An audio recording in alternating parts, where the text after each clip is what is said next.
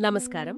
లలితాదేవి అగ్నికుండం నుంచి ఆవిర్భవించినప్పుడు మొట్టమొదట శిరస్సు బయటకొచ్చింది. అందుకే అమ్మవారి వర్ణన కేశాది పాదాంతం లేదా కేశాది కిరీటం వరకు అలా సాగుతుంది.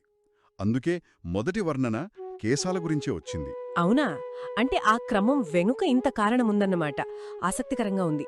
మరి ఈ 4 పుష్పాల వెనుక ఉన్న ప్రతీకల గురించి కొంచెం వివరిస్తారా? కేవలం అందం కోసమా లేక వేరే అర్థముందా? కేవలం అలంకారం కాదు, ప్రతి పుష్పం ఒక దివ్య గుణానికి ప్రతీక. ఉదాహరణకు చంపక పుష్పం అంటే సంపంగి. ఇది పవిత్రతకు, నిష్కల్మషమైన ప్రేమకు చిహ్నం. అమ్మవారికి చాలా ఇష్టమైనది కూడా. ఆహా! ఇక అశోక పుష్పం పేర్లోనే ఉంది కదా, ఆ శోకం, శోకం లేనిది. ఇది దుఃఖాన్ని పోగొట్టి ఆనందాన్ని, ఆధ్యాత్మిక జాగృతిని సూచిస్తుంది. అద్భుతం!